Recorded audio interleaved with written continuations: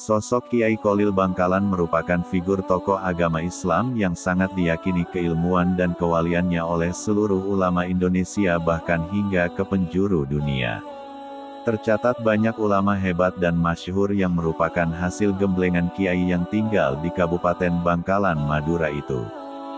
Beberapa kiai yang masyhur menjadi santri beliau adalah Kiai Haji Hashim Asy'ari, pendiri ormas terbesar Nahdlatul Ulama, Kiai Haji Maj Sidik Jember, Kiai Haji Moh Hasan bin Samsudin, pendiri pesantren Zainul Hasan Genggong Probolinggo, dan banyak lagi para kiai yang pernah nyantri kepada Kiai Kholil dan ketika kembali ke masyarakat menjadi tokoh luar biasa.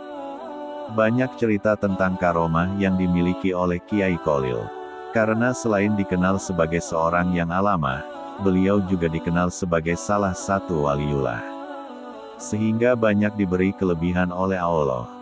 Suatu hari, seorang kaya di daerah Bangkalan menggelar acara selamatan dengan mengundang banyak warga untuk berdoa bersama dan dihadiahkan kepada arwah orang tuanya yang sudah meninggal termasuk mengundang Kiai Kholil untuk memimpin doa bersama. Untuk kepentingan doa bersama itu, tuan rumah menyembelih sapi terbaik yang dibelinya di pasar sebagai kelengkapan jamuan makan dan berkat bingkisan untuk masyarakat yang diundang dalam gelar acara tahlilan bersama itu. Tibalah waktu yang ditentukan untuk menggelar acara. Masyarakat dan warga yang diundang sudah berkumpul dan duduk rapi di tempat yang sudah disediakan tuan rumah.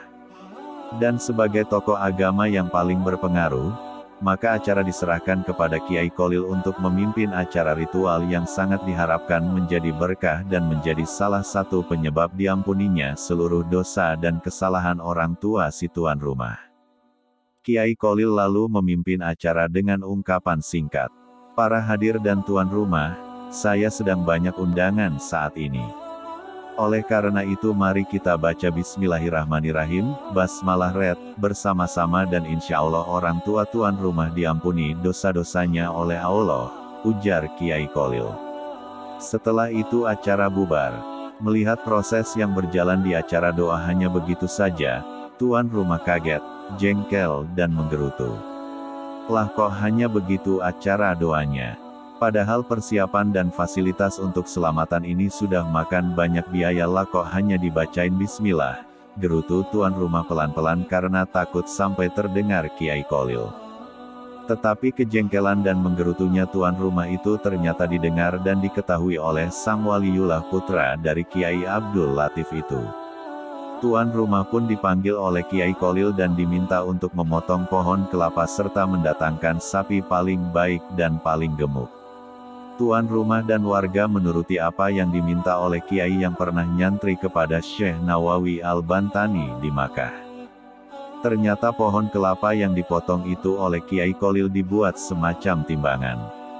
Lalu sapi yang terbaik dan gemuk itu diikat pada salah satu ujung pohon kelapa yang sudah disiapkan. Setelah itu sang Kiai dengan mantap melangkah ke ujung pohon kelapa satunya. "Semuanya harap menjadi saksi dan memperhatikan dengan baik," ujar Mbah Kholil lantang. Lalu Kiai Kholil menulis sesuatu di sebuah kertas dan meletakkan pada ujung pohon kelapa yang sudah dibentuk sebagai palang timbangan itu. Dan Masya Allah, sapi yang terikat di ujung pohon kelapa lawannya itu ternyata terangkat naik hingga tidak menyentuh tanah. Tidak lama tulisan itu diambil oleh Mbah Kholil sehingga sapi tersebut turun lagi menjejak tanah. Lalu Kiai harismatik itu pun masyarakat untuk mendekat kepadanya. "Kalian lihat ya, saya hanya menulis dan mengucap kalimat bis kepedekan dari kalimat Basmalah Red.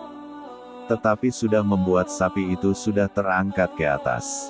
Padahal saya tadi mengucapkan kalimat Bismillahirrahmanirrahim," ujar Kiai Kholil yang menurut sejarah lahir pada hari Selasa tanggal 27 Januari tahun 1820 Masehi atau 11 Jumadil Akhir 1234 Hijriah itu kepada semua yang hadir menyaksikan. Wallahu alam bishawab.